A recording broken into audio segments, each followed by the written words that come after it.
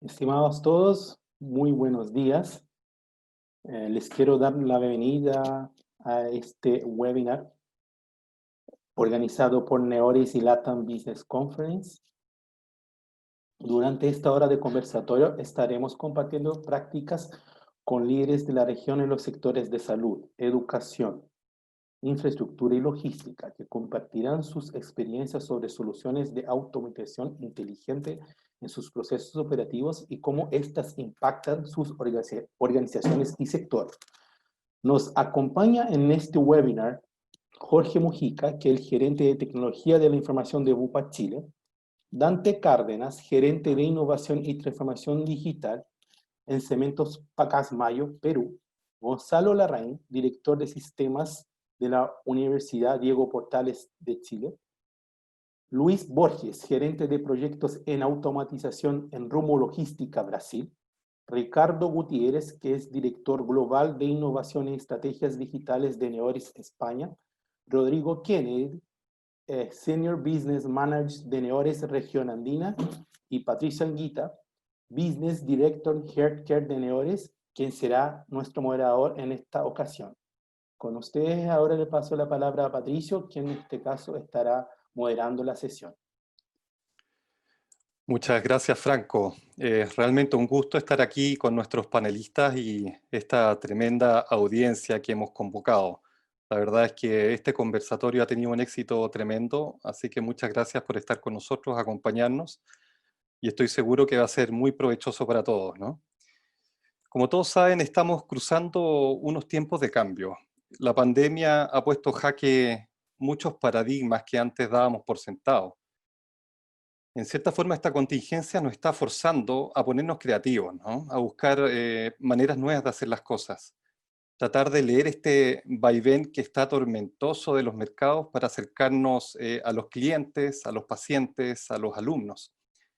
Entonces, en este momento es cuando recurrimos a la tecnología en su faceta de soporte a esta transformación forzada de los negocios.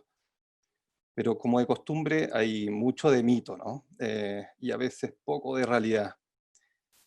En este conversatorio estamos buscando despejar esta niebla, particularmente lo que respecta a la automatización inteligente de procesos. Y más que dar una charla del tema y explicar qué es y hacer una demostración, pensamos que nos gustaría a todos escuchar de primera fuente experiencias, recomendaciones, lecciones aprendidas de estos panelistas que son referentes en sus respectivas industrias.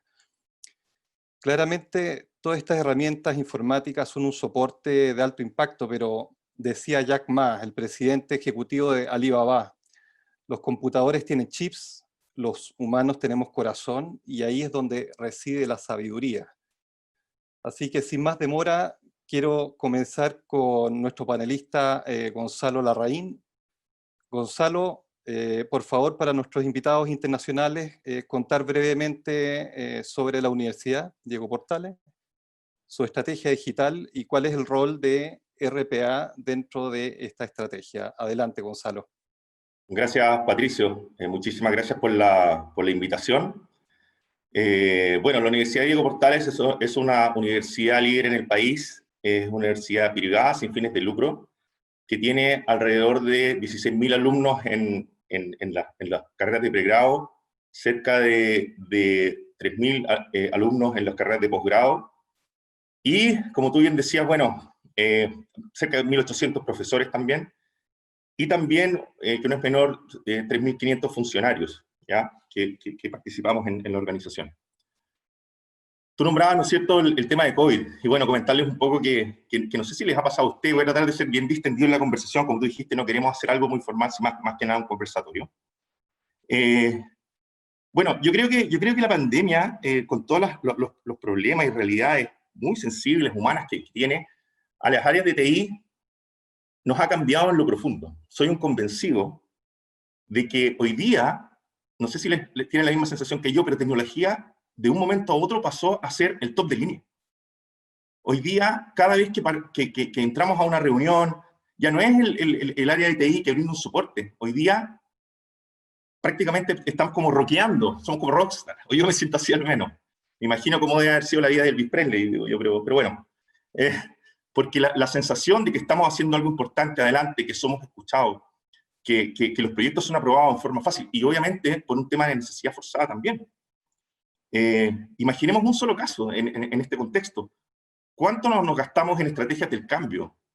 ¿Cuánto nos gastamos en entender la psicología humana para poder llevar un proceso adelante? Entrar con un nuevo software de apoyo a los procesos.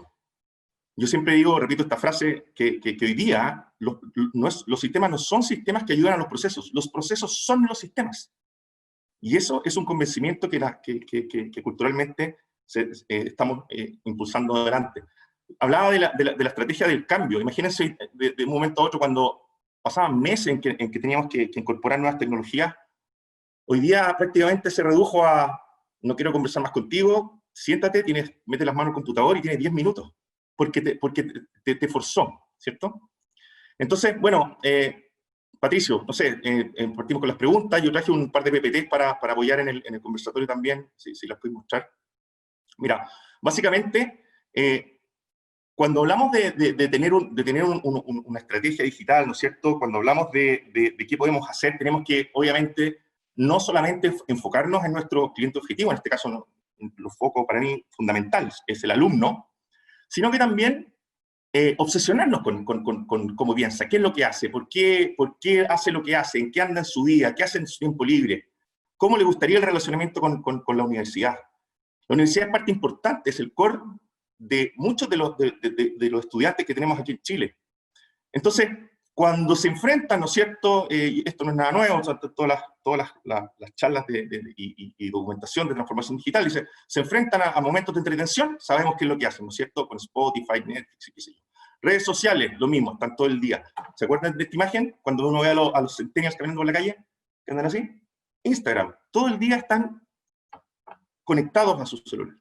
Transporte, lo mismo, alimentación, servicios. Y bueno, y efectivamente en la industria académica, así como en muchas otras industrias, hay una deuda pendiente. Al momento de enfrentarse a algún tema con las universidades y con lo que es educación en general, bajan peldaños en el sentido de facilidad, en el sentido de oportunidad, etc. Por lo tanto, la obsesión de conocer muy bien a nuestro foco, y no solamente conocer los que estamos metidos en la parte directiva. Esta información tiene que bajar en lo profundo. La gente que pone un cable de red tiene que saber que está creando un nuevo laboratorio, tiene que tener un objetivo común. La eficiencia está probado a todas luces que funciona cuando somos capaces como líderes de bajar esta información y que el conocimiento y la obsesión por nuestro cliente objetivo es transversal. Por eso estoy vestido así hoy día. Yo ya me estoy obsesionando tanto que ya me he visto como alumno, así que voy a comer a los casinos con ellos, ¿ah? Para conocer bien de primera fuente. Bájate un slide, Pato, por favor. Bueno, esto lo creamos, ¿no es cierto?, después de hacer estudios sociodemográficos respecto a nuestros alumnos, de tener muchos focos, muchas charlas, entender qué es lo que hacen, cuáles son las aplicaciones más utilizadas, qué características tienen estas aplicaciones, y generamos una estrategia bien ambiciosa de 4 años, que se llama Estrategia Plan UDP Digital, ¿ok? Y básicamente, no les voy a dar la lata, pero tiene 6 verticales funcionales, donde está la primera, que vamos a meter metodologías ágiles, ¿no es cierto? Estamos partiendo con una primera célula para crear una app de la universidad. Estamos saliendo en un par de semanas también con un servicio de WhatsApp, donde los alumnos ya no van a solamente tener la opción de llamar a la mesa de ayuda o mandar un mail, como sabemos ya los mails casi nadie los lee, y van a poder conectarse con nosotros a través de WhatsApp. Entonces, vamos creando lazos que les hagan sentido. En CRM top de línea, el plan en general trae solo herramientas y proveedores top de línea a nivel mundial. CRM es Salesforce. Estamos haciendo todo un plan de nuestro ERP. Hoy día tenemos versiones relativamente antiguas de lo que es SAP. Y para poder, ¿no es cierto?, crear este plan, claramente las torres tienen que conversar entre ellas, ya voy a hablar de eso, referente específico a lo que es RPA. Por lo tanto, hay que hacer ese cambio y vamos a partir el próximo año, partimos este año en realidad con un assessment, el próximo año vamos a comenzar con la última versión de S4HANA. En Data Analytics tenemos todo un camino que recorrer para generar una organización data-driven. El que viene es muy importante, porque el hecho de nosotros haber partido el año pasado con Canvas, que es top de línea a nivel mundial en lo que es Learning Machine System, las LMS, ¿no es cierto?, nos permitió que cuando llegó rápidamente todo el tema de la pandemia, creamos en 2 semanas la universidad 100% online. Fuimos capaces con el equipo, al tener conciencia de lo que estaba sucediendo, quemarnos las pestañas, ponernos el sombrero, ¿no es cierto?, de obrero, y llevar adelante. Y hoy día las clases están 100% online con una herramienta de clase mundial. Esas son las ventajas de elegir, ¿no es cierto?, proveedores mundiales y de calidad y herramientas mundiales también. Y por otro lado, fíjense que todo esto parece bien grandilocuente, con mucha propaganda, pero una torre concreta y que es igual de importante que las demás es lo que es RPA. Y ya les voy a mostrar por qué, con un ejemplo. Bueno, en el tema de infraestructura, estamos llevando todo el equipo a la nube, ¿no es cierto? Y una modernización completa de todo el equipamiento. Piensen que la vuelta en el lado de la universidad, en lo que es distancia mínima, ¿no es cierto?, por COVID, o cualquier otra recomendación, vamos a tener que pensar en cómo vamos a hacer las salas mixtas. Y eso es un adelanto tecnológico muy importante y que permite, ¿no es cierto?, también empujar otros aspectos que no son relacionados necesariamente con COVID, como puede ser, por ejemplo, la expansión de cursos, clases y, por qué no, carreras completas con tecnología a distancia, es decir, mixto. Ciberseguridad siempre presente, ¿no es cierto? Mientras más tecnología ponemos, más datos privados tenemos, las leyes son más estrictas y ahí no podemos resguardar. Y por último, la base fundamental de todo esto son las personas, ya lo sabemos, con metodología, gestiones de cambio, las estructuras y, por supuesto, los perfiles que hoy día sabemos tienen que generar un cambio importante, porque para poder, de nuevo, conversar con el cliente objetivo, tengo que saber cómo viste, qué hace, qué usa, y si no tengo los perfiles que puedan entender esa situación, difícilmente vamos a poder entregar servicios como un todo, ¿no es cierto?, que les hagan sentido a nuestros alumnos y que conversen también con la facilidad de comprar por el Express o pedir un Uber. Entonces, rápidamente les quería comentar, el último slide, ya no me, creo que llevo 4 minutos 30, Pato, si no me voy a pasar. La interrelación del plan UDP digital, obviamente, termina siendo para el alumno. Fíjense que con la pandemia yo les contaba que estamos con clases 100% en línea. Y con un muy buen feedback, además, de los mismos alumnos. Recibimos, en general, felicitaciones por el hecho de haber avanzado rápido, pero también por la calidad de lo que estamos haciendo. No se nos caen los sistemas, los profesores están trabajando muy bien dentro de la plataforma, las clases se hacen online en general, no tenemos problemas. Y por otro lado, la universidad está haciendo un esfuerzo muy importante porque a los alumnos más vulnerables que no tenían la conectividad, fuimos capaces también con un modelo logístico de entregar, ¿no es cierto?, facilitar laptops, tablets y conexiones a internet para los alumnos más vulnerables. Eso es muy importante para poder generar un sentido de organización. Entonces, fíjense cómo la torre RPA va conversando. ¿Por qué? Porque cuando recién salimos con Canvas, ¿no es cierto?, 100% online, a raíz de la pandemia, tuvimos algunos temas respecto a la llegada de los nuevos alumnos, ¿ok? Y a la creación de las cuentas en Canvas. Tuvimos que realmente poner mucho esfuerzo, hora hombre, muchas personas trabajando en lo que es un proceso de la creación de los alumnos en los sistemas. Y muy repetitivo, y no teníamos esta facilidad. Entonces, ¿cuál fue el proyecto específico con el cual partimos? Es decir, mira cómo se cambia esta cuestión. Si nosotros somos capaces de automatizar este tema, efectivamente las personas que están metidas en estas creaciones se pueden dedicar a temas más relacionados a la calidad de lo que se está entregando y no temas repetitivos. Es decir, siempre con el foco en el alumno, en este caso en la vertical y el contacto con la universidad, que son sus clases, el core de nuestra industria, se ve facilitada muy fuertemente con un proyecto de automatización, que involucra, ¿no es cierto?, otras verticales también, pero fundamentalmente en lo que es la vertical de RP, y a través de Canvas poder brindar, ¿no es cierto?, este front-end que es el profesor en la pantalla entregando una clase de calidad a través del sistema de LMS. Porque lo otro es, como pongo abajo, elegir tener personas que para ellos personalmente tampoco le agrega mucho valor, en el sentido de que son tareas repetitivas, la gente está descontenta, se crean problemas culturales porque son tareas muy poco exigentes desde el punto de vista de satisfacción profesional. Entonces, va más allá de decir, sé que sí, tengo estas 5 verticales, pero la automatización no es importante, es muy relevante porque facilita temas que suceden detrás de escena, pero que a la larga siempre terminan impactando en nuestro objetivo y la obsesión que tenemos como AYE, como universidad, que es en el alumno. Gonzalo, muchas gracias, muy interesante. Creo que esta estructuración de un plan digital de una organización con verticales, ¿no? En el fondo, lo que estás planteando acá es que está todo conectado entre sí. Sí, Y en la sube un medida slide que ahí para mostrar podamos el ver plan eso, completo. Sube un slide ahí para mostrar. ahí está. Está como todo conectado, ¿no? Es decir, todo juega parte de lo que queremos hacer, que es prestarle al alumno una experiencia mejor. ¿Mm?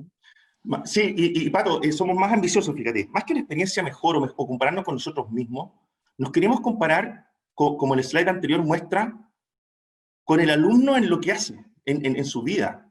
El celular es parte. Hoy día se habla de competir por la memoria del celular con las bajadas de las aplicaciones. Las aplicaciones que están en nuestro celular hoy día son parte de nuestra vida.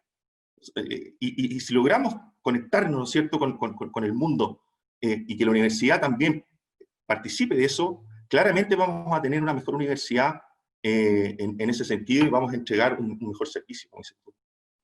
Todo conectado, efectivamente, aquí no hay, esto es una forma gráfica de mostrarlo y de encasillar, ¿no es cierto?, y de generar planificación. Pero efectivamente, todo termina siendo conectado y todo termina impactando de buena forma o de mala forma en nuestro foco, en nuestra obsesión, que son los alumnos. Muy bien, muchas gracias, Gonzalo. Aprovecho de pasar el aviso a la audiencia que tienen un botón en Zoom de preguntas y respuestas. Los invito a dejar sus dudas, si quieren, a nivel general o dirigido a alguno de los panelistas. Y al final del conversatorio vamos a tomar algunas preguntas y las vamos a responder en vivo. Quiero seguir con Dante Cárdenas. También aquí nos estamos cambiando de industria. Dante, te paso la palabra. Por favor, descríbenos brevemente quién es Cementos Pacasmayo. Y hasta ahora, en concreto, ¿qué beneficios han podido sacar de la robotización que han hecho hasta ahora? Adelante, Dante. Gracias, Patricio. Gracias a Neoris por la invitación. Y gracias a todos aquellos que han separado un espacio de su tiempo para acompañarnos el día de hoy.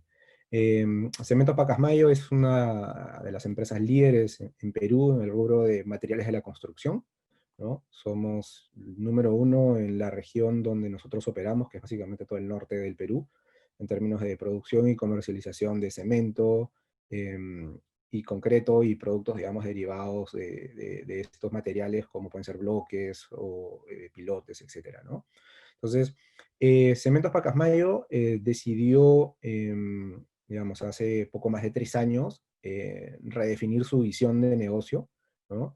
Y decidimos dejar de vernos a nosotros como una empresa de cementos, ¿no? Y vernos a nosotros como una empresa de soluciones constructivas, pero que sobre todo está centrada en el cliente, ¿no? Y este es un cambio fundamental porque, digamos, rompe la conexión directa con digamos, una materia prima, un producto, digamos, de corte o de características de insumo, y busca, pues, transformarse en una organización que brinde soluciones y, como repito, que esté muy, muy centrada en el cliente, ¿no?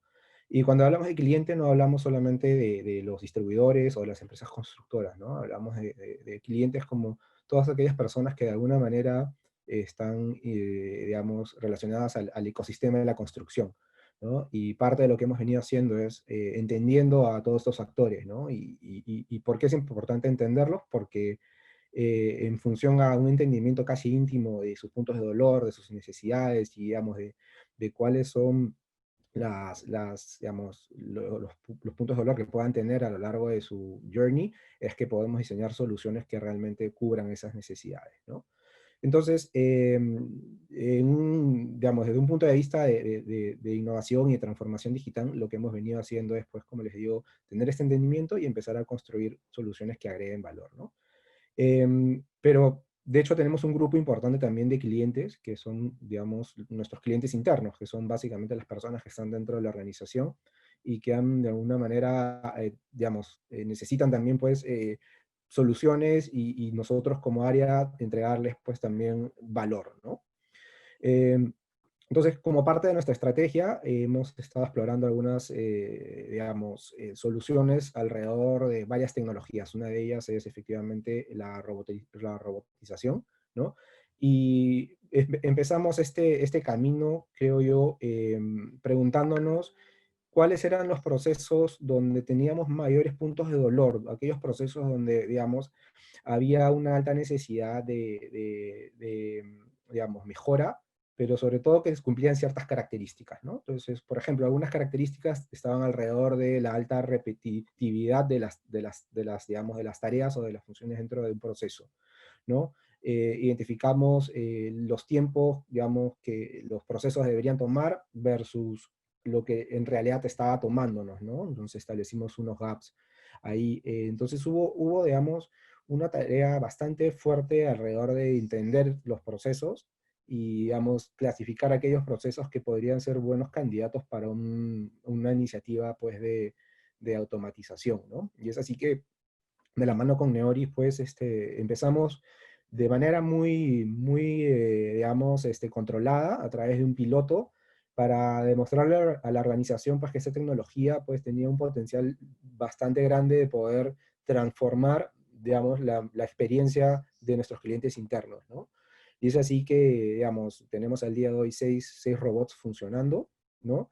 Y, digamos, yendo ya a los beneficios concretos, podemos hablar en términos, digamos, cuantitativos de que proyectamos tener más de 16.000 horas hombre de ahorros al año, por lo menos en estos pocos procesos que ya están automatizados, ¿no? Pero no quedan ahí, digamos, ¿no? Los beneficios creo que van más allá simplemente de un número, ¿no?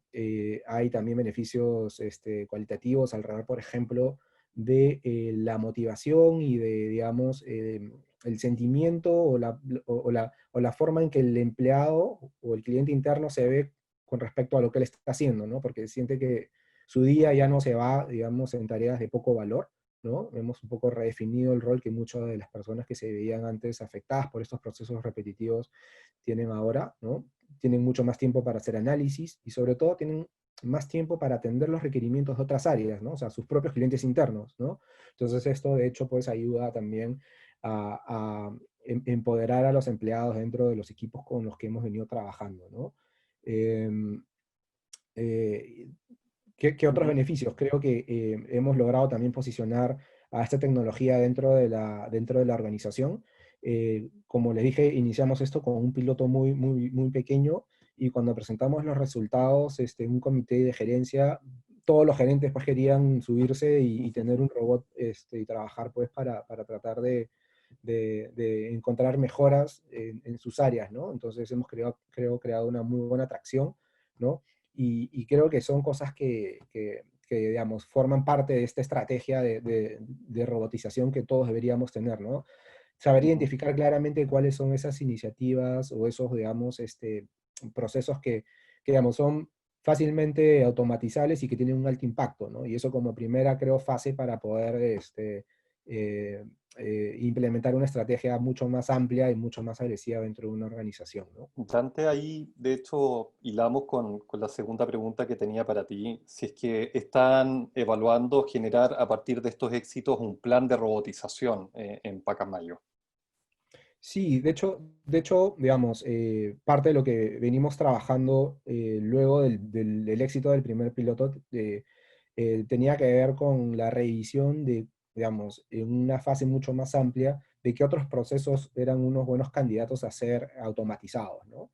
Entonces, no hablamos solamente de procesos en un área específica, sino empezamos ya a entrar a través de áreas donde históricamente hay mucho trabajo de procesamiento, por ejemplo, de documentos, ¿no? Como puede ser un área de contabilidad o un área de créditos y cobranzas, por ejemplo, ¿no? Pero no queda ahí, ¿no? Hay creo que procesos candidatos a lo largo de todo el mapa de procesos que puede tener una organización, ¿no? Hay también, digamos, candidatos en las áreas, por ejemplo, de transportes, ¿no? Entonces, lo que hicimos como plan es ampliar un poco el análisis e ir, pues, a nuestras áreas de negocio a tratar de identificar cuáles podrían ser esos siguientes candidatos, digamos, ¿no? Como una fase siguiente en el proceso, digamos, de implementación. Y de la mano, pues, con un partner como Neoris que nos ayude un poco a identificar cuál debería ser la estrategia de crecimiento para poder soportar desde un punto de vista de solución y arquitectura ese plan de robotización mucho más agresivo, ¿no? Hay también, de hecho, pues, un componente importante también de comunicación, ¿no? Hay todavía, creo, bastante temor alrededor de algunas áreas que ven esto como una amenaza, ¿no? Y probablemente hablemos un poquito más de eso más adelante. Muchas gracias, Dante, muy interesante. Creo que estamos viendo que todos los sectores finalmente se están subiendo de distintas formas a estas tecnologías disruptivas, ¿no? Me gustaría pasar ahora a Luis. Luis, por favor, cuéntanos un poco de qué trata la empresa Rumo y Brado, que es parte de Rumo. Y entiendo también que han estado robotizando bastante últimamente. Esta es una experiencia, me contaba Luis, que llevan más de 30 procesos robotizados. Entonces ya está teniendo esta experiencia de la escala, ¿no? ¿Qué es lo que pasa cuando uno empieza a robotizar muchísimos procesos? Así que adelante, Luis, por favor, contar brevemente de qué trata la organización y cuáles son las lecciones aprendidas que has tenido en esta robotización más masiva, ¿no? Adelante. Hola, buenos días a todos. Gracias por la invitación. Quiero disculparme, no hablo español muy bien, pero intentaré hacerlo lo mejor posible. Yo soy parte de la tecnología de la Rumo. Es la empresa líder en logística de trenes en Brasil. Tenemos 11.700 funcionarios y somos parte del grupo COSA. Para el proyecto RPA utilizamos una empresa del grupo llamada Brado, también es una empresa de logística. Hablando al respecto del proyecto, me gustaría resaltar que el enfoque de RPA no es la tecnología o el sistema en sí, sino la ganancia de productividad que podemos tener durante el día de trabajo. Así creo que cada empresa debe evaluar la consistencia de sus procesos antes de pensar en hacer la robotización. Estamos hablando de rutinas y secuencias lógicas de actividades que se repiten constantemente. Debemos evaluar si estas están estandarizadas y sirven para garantir el menor tiempo posible de finalización y la mayor rentabilidad. En resumen, la empresa debe tratar de optimizar todas las rutinas de trabajo y solamente después empezar a utilizar RPA. El segundo punto que me gustaría destacar son las diversas herramientas de RPA que se puede utilizar. Tenemos AutomationWare, UiPath, Blue Prism, todos son muy buenos y muy similares, pero el punto aquí es cómo estas funcionarán en conjunto con los sistemas de la compañía. Entonces, si tienes la oportunidad de probar el software de RPA que utilizará con su ERP o cualquier software de la compañía, esto puede ayudarlo a elegir el software RPA y evitar problemas durante el proyecto. El tercer punto concierne a las personas. Es muy importante involucrar a las personas y áreas en el desarrollo de robots, porque cuando el equipo comprende el funcionamiento y las limitaciones del robot, obtendrá mejores resultados en la implementación. Y es importante pensar que el robot no solo puede reemplazar a una persona, sino que puede hacer mucho más. Entonces tienes que mirar no solamente lo que tienes hoy, más lo que puede hacer a más. Muy bien, Luis. Muy interesante estas lecciones aprendidas que han tenido que ir incorporando, ¿no?, en esta robotización masiva que han hecho en Brado. Particularmente me quiero detener y aprovechando la pregunta de la audiencia que justamente cuadra con la siguiente que te iba a hacer, ¿no? En esta primera lección aprendida de elegir bien cuáles procesos debiésemos robotizar primero o priorizar, ¿cuáles serán esos criterios, ¿no?, para que la audiencia sepa cómo elegir? ¿Cuáles son tus recomendaciones? Muy bien. Cuando empezamos el proyecto, generalmente miramos los procesos más grandes de la compañía o las actividades más importantes. Sin embargo, estos no siempre son los más adecuados para RPA. Entonces, como creo que Dante habló al respecto, tienes que verificar o que nos llamamos de quick wins. Son procesos que se desarrollan rápidamente y que generen un retorno rápido. Entonces, hablando de las características, efectivamente, creo que debemos empezar con procesos que involucren transacciones repetitivas y con alta frecuencia de ejecución. Los procesos que tienen decisiones basadas en reglas, que no necesitan análisis y que tiene pocas excepciones. Procesos que utilizan datos digitales y estructurados disponibles en el sistema. Y debemos evitar procesos que involucren participación o interacción con las personas. No puede hacer una dependencia. Y también creo que RPA es muy útil en procesos que involucren interacciones entre varios sistemas. Creo que este es lo que hoy utilizamos para definir o que vamos robotizar o no. Muchas gracias, Luis. Muy interesante, un gran aporte, ¿eh? Esta es la experiencia práctica, digamos, de estar ahí en la trinchera con este tema. Así que la visión de los quick wins, de tomar procesos relativamente maduros, ¿no? Porque si no uno se está demorando mucho en las definiciones, en aclarar cuáles son las bifurcaciones del proceso, etc. Muy interesante tu visión. Vamos a pasar a nuestro siguiente panelista. Jorge, muchas gracias de estar con nosotros. Muchas veces ha planteado la literatura respecto a transformación digital, que es un desafío más cultural asociado a las personas que tecnológico, ¿no? Y tú tienes una visión particular del rol del director de tecnología o el director de transformación en algunas empresas en este contexto. Cuéntanos un poco cuál es tu visión. Adelante, Jorge. Muchas gracias. Sí, sin duda que la transformación digital plantea distintas maneras de verlo. Personalmente, yo he visto esto como un equilibrio entre lo que es la adopción tecnológica, tanto en las organizaciones como en la sociedad, en ambas partes, cómo hacerle la vida más simple a las personas, que tengan mejores experiencias, y al mismo tiempo eso equilibrado con el margen operacional de las empresas. O sea, cómo combinas en el fondo estos dos grandes elementos. Como CIO o como director de tecnología, que es un nombre que ha ido mutando mucho también a lo largo del tiempo, hay que entender una cosa, que esto no es nada nuevo ni nada reciente.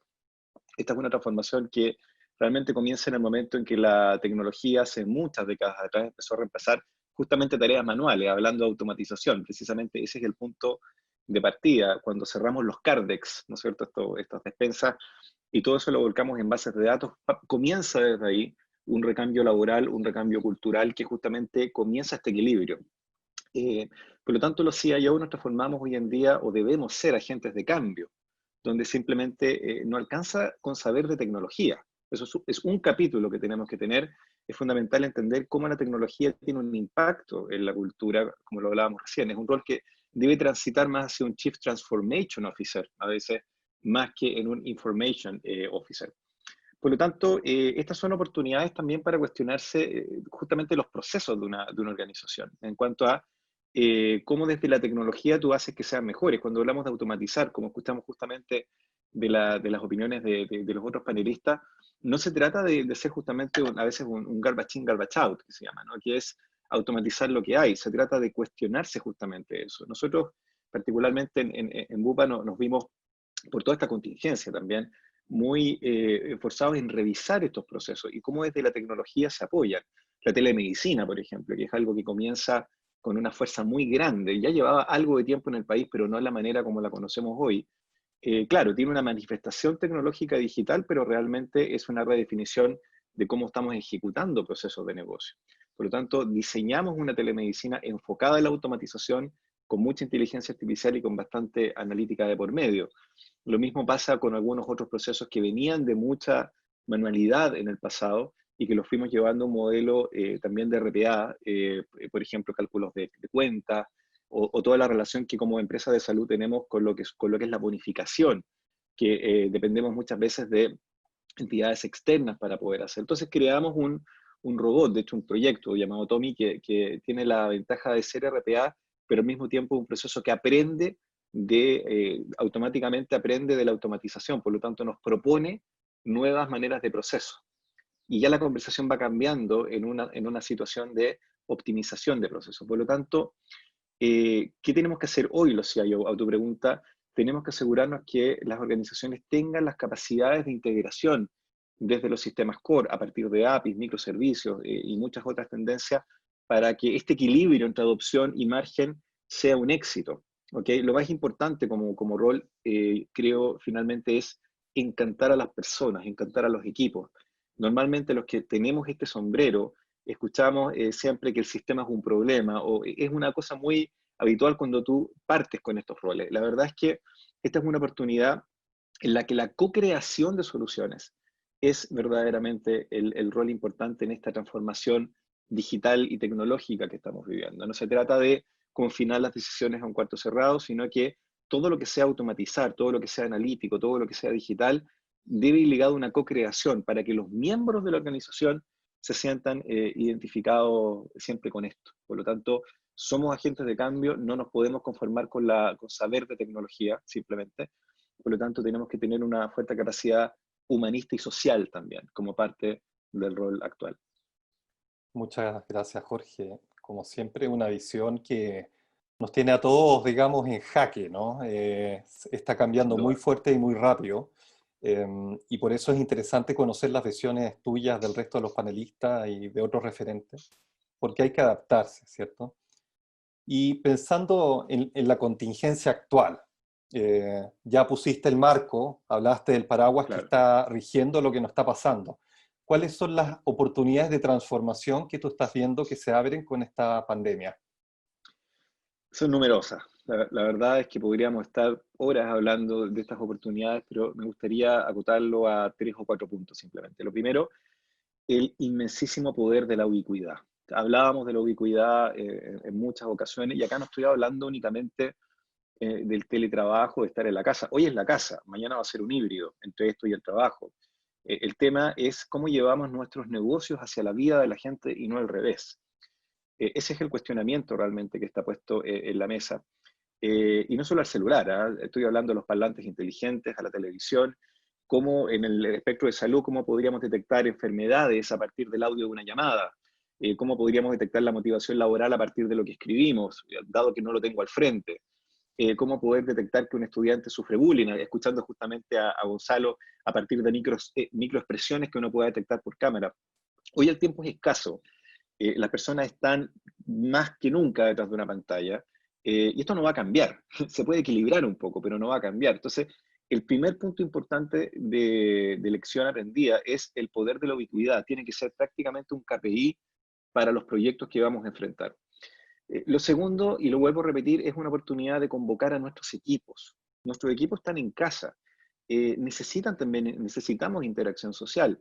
nuestros equipos muchas veces se empiezan a deprimir, a desmotivar porque necesitan el contacto. Por lo tanto, estamos en un momento en que una forma de convocar a estos equipos, a nuestros equipos, es a partir de la co-creación. Estamos redefiniendo nuestras empresas. La transformación que estamos viviendo es una oportunidad para poder hacerlo, de co-crear prácticas como gamificación, que la vamos a empezar a aplicar fuertemente en Bupa, son elementos importantes para poder contribuir en este espectro. Por otra parte, somos seres sociales. Entonces, la experiencia digital, como se le llama en muchas partes, va a empezar a tornarse en algo potente. Imagínate por un segundo, yo tengo un restaurante, ¿sí? Y no veo a mis amigos desde hace 3 meses. Cuando me reencuentre con ellos en un lugar como un restaurante, yo no voy a querer perder ni un minuto viendo una carta, ni un minuto estar conversando con quien atiende. ¿Cómo conviertes esa experiencia en algo que justamente desde la oportunidad social que va a emanar se transforma en mejores experiencias y, por cierto, en un mejor equilibrio, adopción, margen? ¿Cómo combina esas dos cosas?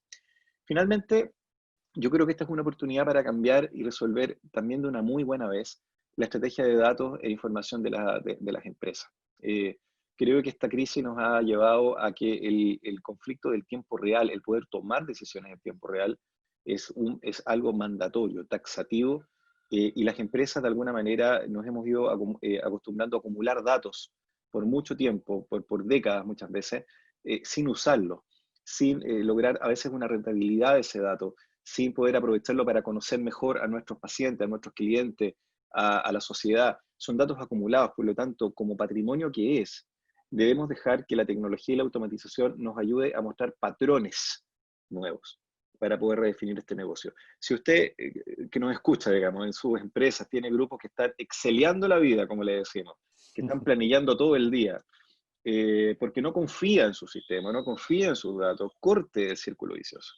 Termine con eso. O sea, lo que tiene que ocurrir realmente es armar una estrategia de datos, empezar a confiar en esto, proponer la automatización como un camino y hacer que estos analistas realmente creen nuevos modelos que ayuden a la reinvención del negocio.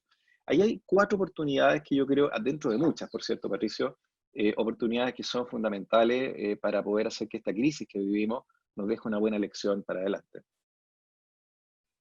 Muy, muy interesante, Jorge. Nuevamente, muchas gracias. Finalmente, esto le está pegando a todos los sectores sin excepción de distintas maneras, ¿no? Y en eso también me gustaría conocer la opinión de Ricardo, que está desde la práctica de Neoris Global, de la transformación de operaciones y estrategia.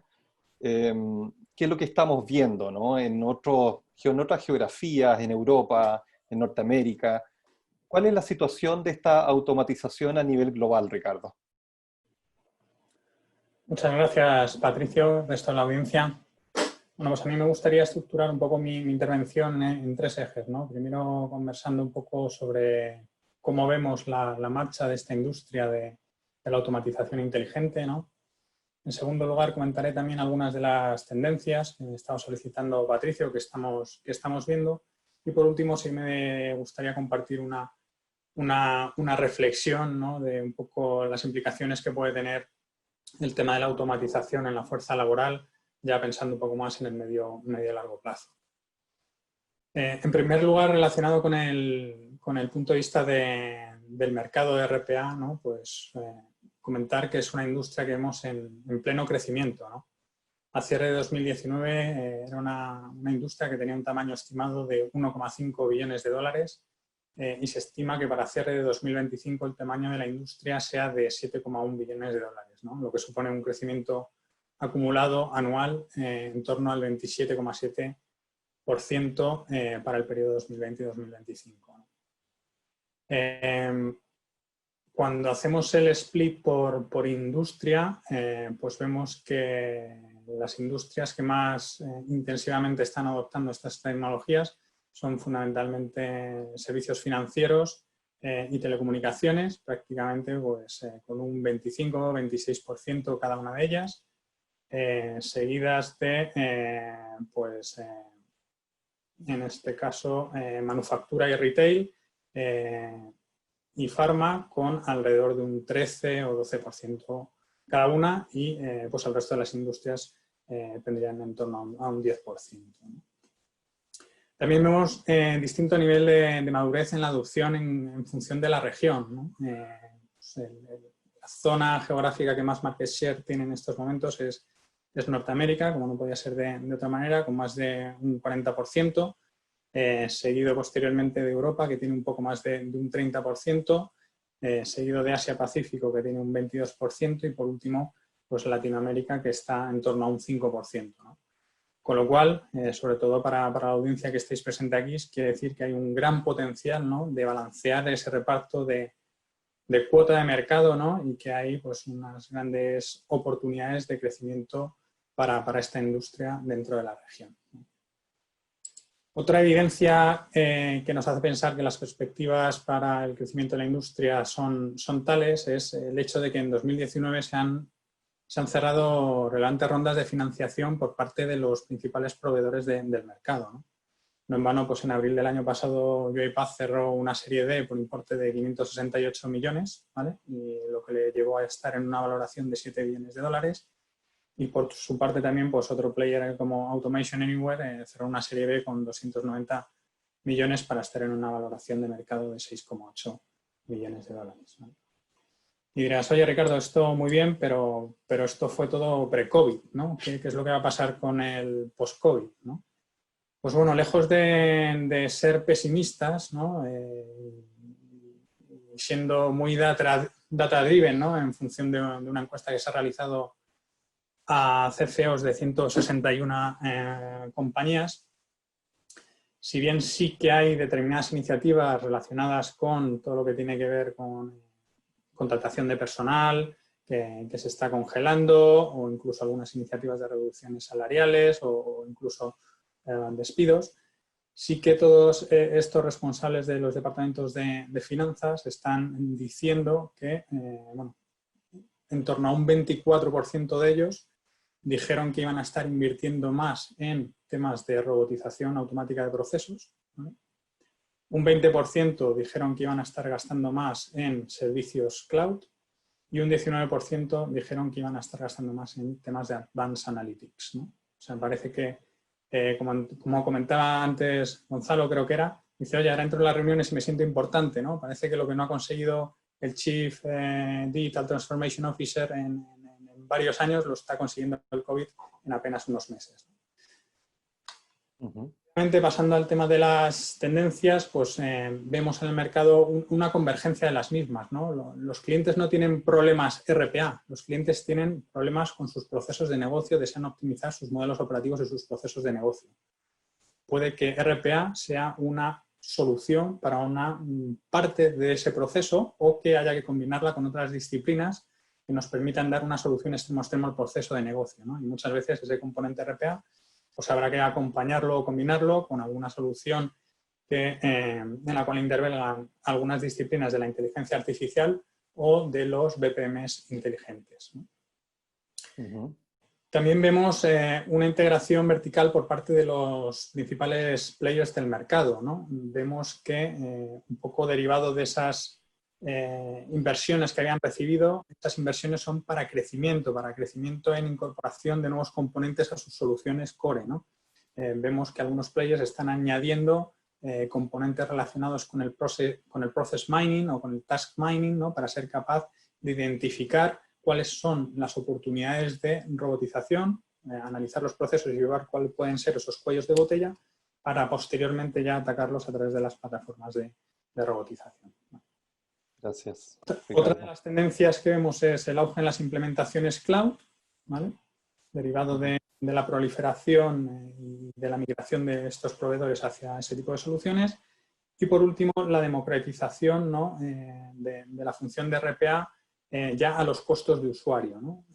Y esto ya sí que exige que las organizaciones sean bastante más maduras en su modelo operativo de robotización, porque lo que se pretende es que los usuarios finales puedan crear sus propios robots, ¿no? Entonces hay que gestionar muy bien hasta dónde se les deja acceder y con qué aplicativos se les deja interactuar, pero sí que vemos que es una tendencia. Último, Ricardo, perdón, adelante, Ricardo. Sí, por último, simplemente una reflexión, ¿no?, de cómo está RPA afectando a la fuerza de trabajo, ¿no? Y redefiniendo también un poco la sostenibilidad del estado de bienestar, ¿no? Pues se estima que un tercio de los puestos de trabajo de las economías avanzadas puedan estar obsoletos, ¿no? Y que a medio plazo puedan ser sustituidos por robots, ¿no? Pero por otro lado, en torno al 20% del Producto Interior Bruto de la Unión Europea, en este caso, pues depende del gravamen al factor del trabajo, con lo cual si se reducen esos puestos de trabajo hay que ver cómo conseguir balancear los presupuestos, ¿no? Entonces ahí se está considerando una gravación fiscal a los robots, ¿no? Que es un debate que ha surgido hace ya algún tiempo y que se está analizando, algunos lo han descartado, otros lo siguen analizando, pero que en sí tiene unas dificultades bastante inmensas, ¿no? Porque había que, por una parte, concretar qué tipología de robots van a estar sujetos a ese gravamen, qué tipo de impuesto debería aplicárseles y luego, sobre todo, lo más difícil, conseguir un consenso internacional, ¿no? Para que no haya competencia entre territorios.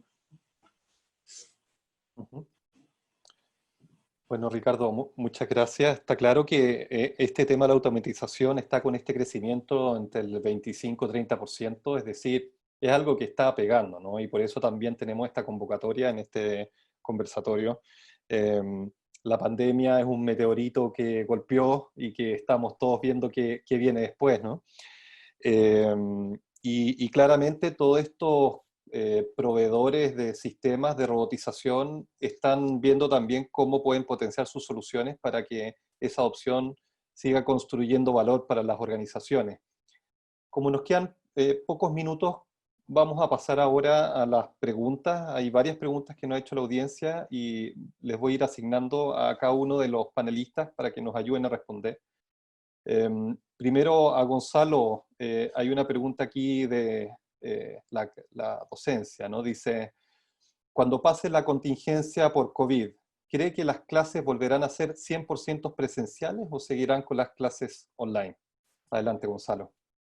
Buenísima la pregunta. Esto ya lo venimos conversando y particularmente mi apreciación y hacia dónde estoy personalmente empujando. Y es la tendencia también que se ve con otras universidades, experiencias a nivel mundial respecto a la vuelta a clases, que como sabemos el COVID, vamos 2-3 meses desfasados de lo que sucede en Europa, en Asia. Estamos viendo qué es lo que pasa allá.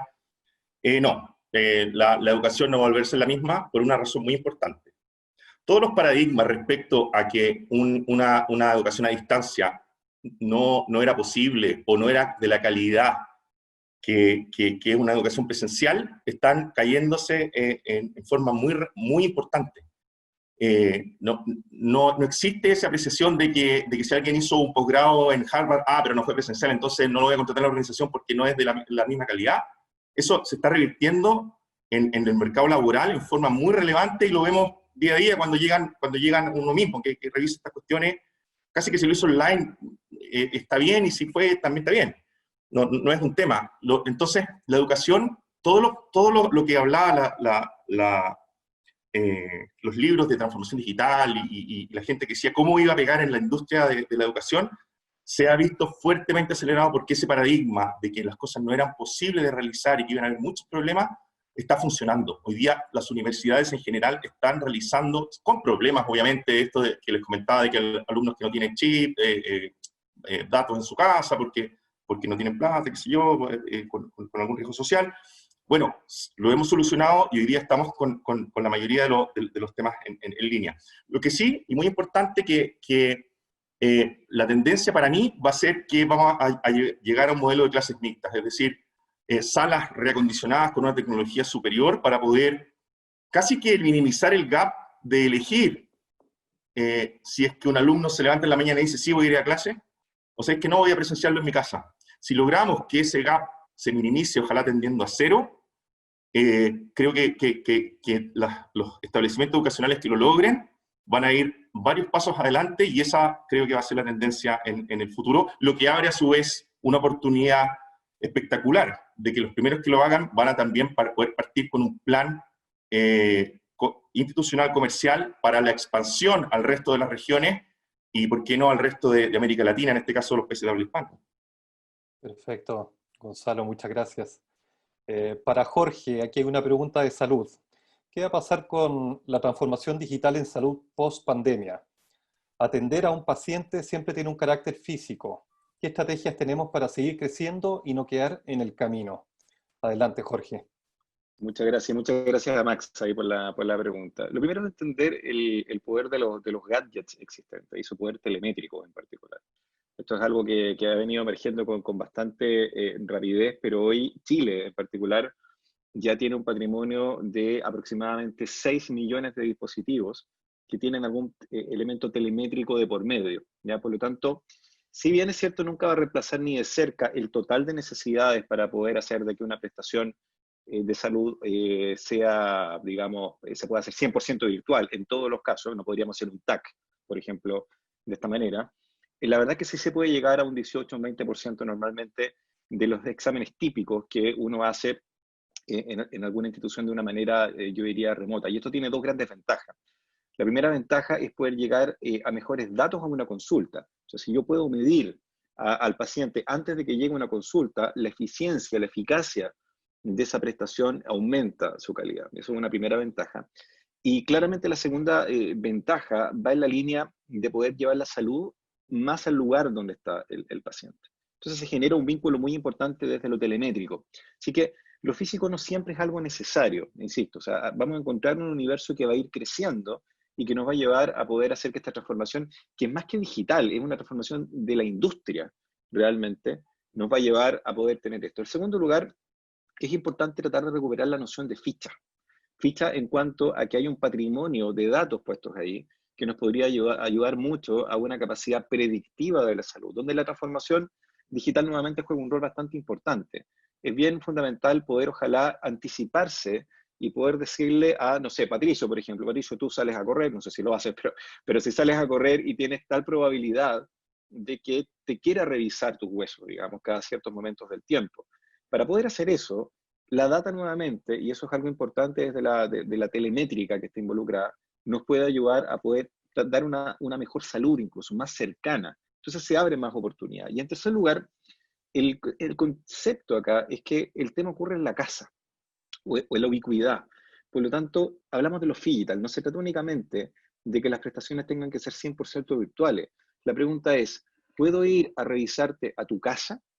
Y puedo dejarte algún tipo de gadget o algún elemento o tu propio celular que ayude a poder mantener una continuidad de esa prestación. O sea, claramente las oportunidades que existen en torno al tema hacen de que se genere una industria y una línea ambulatoria radicalmente nueva, al menos como hoy la conocemos. Y finalmente, Max, está el tema de Chile en cuanto a la penetración de Internet. Somos un país bastante afortunado respecto a la región, en términos del acceso a Internet globalmente. Y además este es un año, bueno, no sabemos si va a ocurrir, pero seguro el próximo, donde el 5G va a entrar. Y cuando el 5G entre, se van a abrir capacidades multimediales aún más interesantes para poder hacer de que esto sea realidad. Por lo tanto, Max, yo creo que efectivamente la transformación digital, tecnológica y de la industria converge para que tengamos un nuevo tipo de salud en el horizonte. Está empezando a emerger, pero claramente es una realidad con la que tenemos que empezar a vivir. Son puras oportunidades finalmente. Muchas gracias, Jorge. Yo creo que esa es la actitud, ¿ah? Nosotros tenemos que estar, todos los que estamos en este conversatorio, creo que en cierta forma queremos ser o somos agentes de cambio en los distintos niveles de las organizaciones. Y ese ánimo, esa pasión, esas ganas de realmente hacer que las cosas evolucionen, es lo que nos tiene que motivar a seguir impulsando los cambios. Dante, tengo una pregunta que se ha repetido varias veces acá. Es un tema muy en boga, ¿no? Voy a leer una de ellas que creo que resume las demás. Dice, la pregunta que se viene a la mente es saber si la robotización en la industria tendrá un límite respecto al grupo humano que trabaja en la empresa y que se sentirá amenazado por esta nueva tecnología. ¿Es esta amenaza real y cómo se gestiona? ¿Cuál ha sido tu experiencia en Cementería Pacasmayo? No sé si una amenaza sea la manera correcta de ponerlo, sin embargo, creo que, digamos, como todo cambio, genera incertidumbre y la incertidumbre genera miedo, ¿no? Entonces, creo que como organizaciones, y sobre todo nosotros que estamos en estos roles donde somos actores de cambio, hemos hablado ya un poco sobre el factor humano y el factor cultural, digamos, ¿no? Una transformación digital es más de cambio y de gestión de personas que de tecnología, ¿no? Entonces se hace, creo que, sumamente importante tener una estrategia de acompañamiento y sobre todo de, de transparencia sobre qué es lo que se busca, ¿no? Yo creo que no se busca, digamos, sacar a nadie de su trabajo. Creo que lo que como organizaciones deberíamos buscar es el desarrollo de nuestra, digamos, de nuestro activo más importante, que es la gente, y llevarlos pues a su máximo potencial, ¿no? Entonces, lo que queríamos buscar pues es que estos roles empiecen a evolucionar, ¿no? Que en vez de ser una persona que esté ingresando información, sea una persona que esté analizando, ¿no? Entonces creo que parte importante de estas iniciativas de automatización deben considerar ese componente, digamos, de valor agregado que debería desarrollar esta persona, porque su rol está de alguna manera modificándose, ¿no? Está cambiando, ya no va a estar tecleando todo el día, sino ahora, digamos, debería estar, digamos, tal vez en un dashboard, viendo, digamos, desviaciones, viendo por qué el proceso no sigue creciendo, entregando la información a su cliente interno, trabajando mucho más de la mano con él, ¿no? Entonces, creo lo que va a terminar sucediendo es que algunos roles van a, digamos, transformarse, pero, digamos, existe probablemente algunas situaciones donde el rol ya no sea necesario como está concebido hoy, ¿no? Entonces, creo que van a venir, creo que, momentos interesantes alrededor de cómo estas tecnologías terminan impactando nuestro día a día, pero sobre todo desde un punto de vista, digamos, de usos y costumbres en un ámbito de trabajo, ¿no? En definitiva, Dante, lo que hemos visto y entendemos es que nunca será la idea y tenemos que evitar a toda costa enfrentar la robotización de los procesos como una forma de bajar la cantidad de personas en la organización. Creo que empezamos a hablar de la transformación cultural y de cómo la tecnología juega una parte, pero principalmente, más que los chips, son los corazones lo que estamos gestionando, ¿no? Lo dijo también Jorge en el rol del nuevo gerente de tecnología o CEO como agente de cambio. Entonces, creo que lo que tú dices es importante, tenemos que ser muy cuidadosos y en realidad ocupar estas tecnologías para potenciar a las personas, para hacerlas crecer, para ayudarles a agregar más valor y por ninguna razón ni motivo entrar a reemplazar. Eso iría en contra con todo lo que estamos tratando de hacer, ¿no? Correcto. Totalmente de acuerdo, ¿no? O sea, si vamos con el speech de que vamos a reducir N headcounts, digamos, por el uso de esta tecnología, creo que sería un error, digamos, estratégico, ¿no? Y al final del día creo que, por lo menos los que estamos en tecnología, no buscamos sacar gente, ¿no? Buscamos que nuestras organizaciones sean más ágiles, se transformen, ¿no? Que entreguen más valor, ¿no? Y ese Exacto. debería ser el objetivo final, ¿no?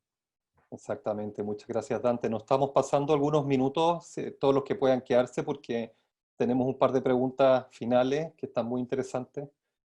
Rodrigo Kennedy, para efectos de lo que hemos visto, ¿no? De RPA y estos proyectos de automatización en Sudamérica, aquí pregunta también uno asistente si es posible cuantificar los beneficios de los RPA de manera de poder venderlos dentro de nuestra organización y así conseguir presupuesto para implementarlos en general. ¿Cuánto tiempo demoramos en rentabilizar un proyecto de RPA? Sí, gracias Patricio. Sí, a ver, definitivamente se pueden cuantificar los beneficios, no necesariamente monetariamente, sino también hacia el negocio. Por ahí alguien decía de ir menor a mayor, ¿no? Definitivamente yo creo que para vender este tipo de iniciativas dentro de la organización de una manera dando resultados con quick hits o quick wins, ¿no? Para eso nosotros recomendamos siempre seleccionar un proceso apropiado con problemas que podamos resolver de manera inmediata, procesos pequeños, ¿no? Que se estén ejecutando con un volumen alto de transacciones y de manera manual. Es una mala práctica enfocarnos a automatizar de primera instancia un proceso grande. Nos va a llevar más tiempo. Puede haber problemas en la automatización que no estaban previstos. Vamos a tener que hacer muchos requisitos, requerimientos con el área tecnológica, que puede ser que no se den de manera inmediata, ¿no? Entonces siempre recomendamos hacer un proceso pequeño que pueda dar alto valor y beneficios. Por eso es que los planes de robotización deben ir de menor a mayor, ¿no? De esa forma, internamente las áreas de transformación digital, las áreas de tecnología, las áreas de mejora de procesos van vendiendo dentro de la idea los procesos automatizados y poder escalar. Por ahí lo comentaba Dante, ¿no? Se empezó con un piloto, con un proceso que identificamos, que es importante que esto no es, a pesar de que es tecnología, no necesariamente es una iniciativa 100% tecnológica. Debemos verlo como una iniciativa de negocio y de tecnología, acompañado con tecnología, porque debemos de darle resultados al negocio, ¿no? Entonces, yo creo que el mejor enfoque es haciendo un piloto, identificando ese proceso desde el lado del negocio, junto con el área de negocio, que vaya a dar grandes resultados, ¿no? Y se pueden cuantificar tanto monetariamente como en beneficios para el negocio. Y no significa que cuantificar esos resultados de manera monetaria, como lo decía Dante y alguien más, correr gente o sacar gente, ¿no? Uno de los principios de RPA es que las gentes se enfoquen en actividades de valor de tal forma que pueda aumentar el revenue de la compañía y eliminar todas estas transacciones manuales que definitivamente el RPA llegó para quedarse. En los próximos 3 años, estudios de Gartner y de BCG dicen que el RPA va a ser como el Excel hoy en día, ¿no? Ya va a ser una herramienta que se va a usar día a día Claro. en todas las áreas de negocio. Bueno, muchas gracias, Rodrigo. Creo que ya llegamos al tiempo. Muchas gracias a todos por acompañarnos, especialmente dar mis agradecimientos de parte de Neoris y Latam Business Conference a nuestros panelistas. Muy interesantes las visiones, quedaron algunas preguntas sin responder. Esperemos tomar contacto con la audiencia para poder responder estas preguntas en el camino. Este no va a ser ni el primero ni el último de nuestros conversatorios. De modo que muchas gracias, les va a llegar un correo y se les queda una encuesta para que podamos seguir mejorando este tipo de eventos. Así que hasta pronto y muchas gracias.